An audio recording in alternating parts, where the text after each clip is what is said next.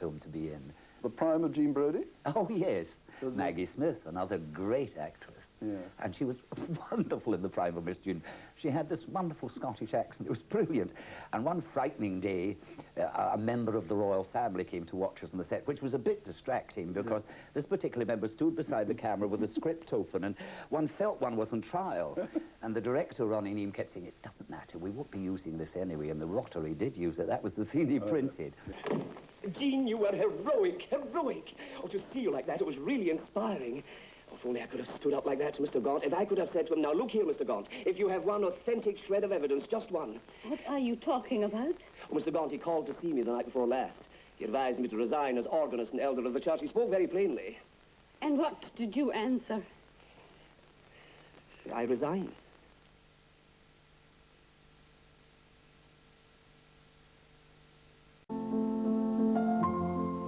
Any other film you pick out of all the many which we haven't mentioned? Oh, well, films I enjoy, again, I hasten to add, not the actual acting part of it, but the company, the actors, the people I'm with. I remember fondly, The Great Escape was a wonderful film to work on because we were in Bavaria for about 6 months making that. And again, it was wonderful to watch a man like Steve McQueen. And sadly, when he died, I saw lots of actors getting together in America doing an obituary thing on him. And they kept saying Steve was no actor. No, Steve was a marvelous actor because it's all very well saying, oh, he was just himself. But to be yourself in front of a camera and do it 20 or 30 times if because of the light and all that sort of thing, and still have that quality, I thought he was a great actor and a lovely man. Because there must be some actors easy to act with and some difficult. Yes, yes, you do find some like that, Some are yes. sympathetic and help you, perhaps. That's right, but at the same time, you've got to be absolutely professional about it. I mean, the man I worship most and who has been terribly kind to me is Alec Guinness. But when you're acting with him, it isn't all give, give. He's conscious of the fact that I'm doing my job, you're doing your job, get on with it. Some actors wallow in this eye contact and give me sort of thing. It is a job, it is a professional. You've got to do it every night, so technically you've got to do it. And that's what Alec does brilliantly. So doing it every night, we come onto the stage. Yes. Now, you haven't done as much stage as one would expect. Well, I started in films, you see, from radio, and I was about 10 years in films before I decided to go on the stage. So I thought I'd have to learn something about this.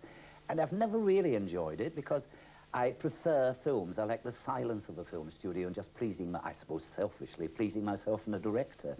In the theatre, I love working with actors, I love the dress rehearsal, and then all these people come in and tell you where you've gone wrong. I find that very distracting.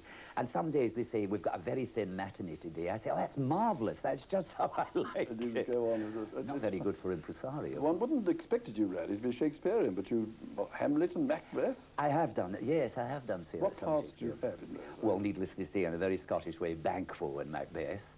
And I gave them a Scottish Horatio in Hamlet with Nicol Williamson, which was quite fascinating. What was he like to act with? One of the most exciting actors I've ever worked with. He's a great actor. He, again, is one of the ones who the gods pointed and said, you've got it, because he has. He has an absolutely electric quality. But he can be, as they say, naughty too, because in the Battleman seat near the beginning, one night, he just suddenly stopped dead and muttered to me, I can't go on. And he does an impersonation of me, and I was saying, oh, Nicol, come on, don't be silly, come on, you've got to go on. Anyway, he said, no, I'm sorry, and turned to the audience and said, ladies and gentlemen, I'm shortchanging you. I am very, very tired. I'm giving a terrible performance. All of you go home, and I'll pay for your seats and come again tomorrow. I don't believe it. He did, and as he was doing this, he was taking off his cloak and his sword, and I was standing at the side like a conjurer's assistant, picking them up. And he wandered off the stage, and I wandered after him. When he got to his dressing room, the manager came in and said, very, very bold of you, because we have a full house, it's going to cost you a fortune. He said, oh, you tell them to wait for 20 minutes, and I'll start again. And he announced to us, I'm starting again. And Judy Parfitt, who was playing the Queen, said, I'm not doing my first scene again. I was very good in that first scene. I'm not doing it again.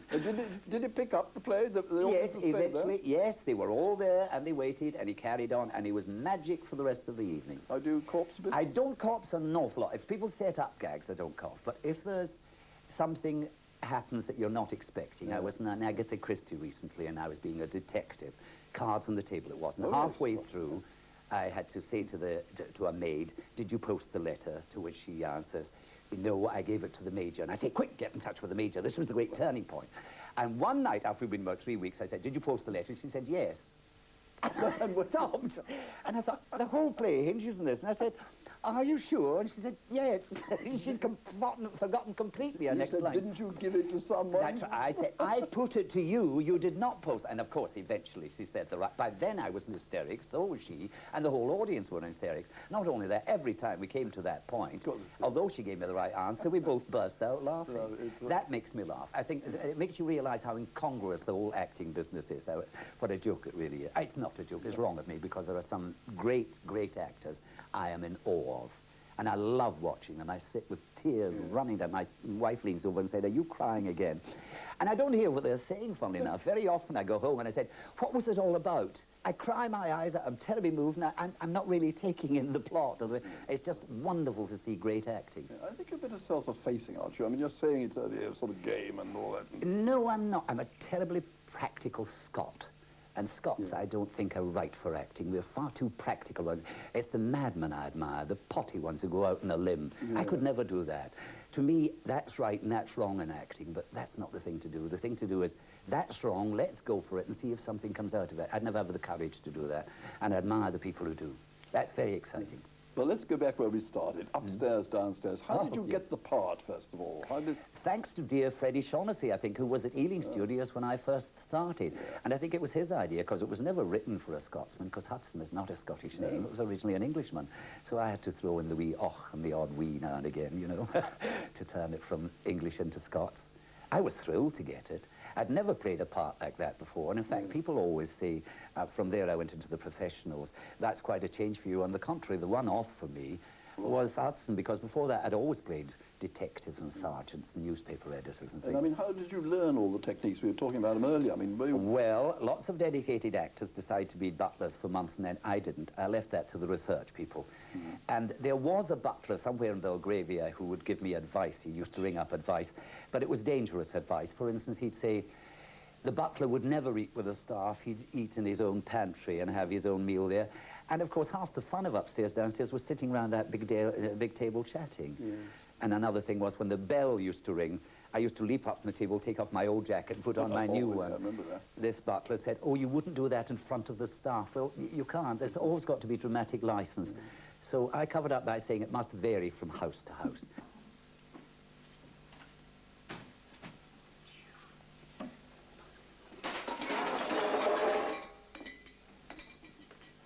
You all right, Mr. Hudson? What? What happened? The tree fell. I'll see to it, Mr. Hudson. What's up? Nothing is up, Ruby. The tree is too wide for the pantry door, that's all. Go back to the kitchen. Mrs. Bridges and me had an awful crash, and I nearly jumped out in my skin. Well, you could jump back into your skin again, Ruby. There's no harm done. You should have let me carry this, Mr. Hudson. It's heavy. I have been carrying this tree, Frederick, in and out of that pantry door since before you were born. And how long did that go on for? Several series? I believe about 60 episodes we did. Yes. And you see, we had wonderful advisors in Freddie Shaughnessy, who was all linked with Buckingham Palace in real life, and John Hawksworth, who was terribly grand and sort of master of the hunt and all this sort of thing up in Rutland.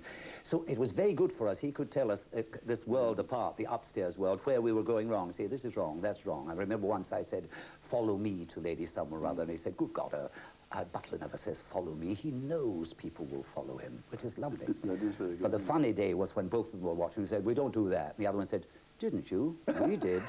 And there was a terrible argument between them, and they went into a corner to decide whether it was allowed.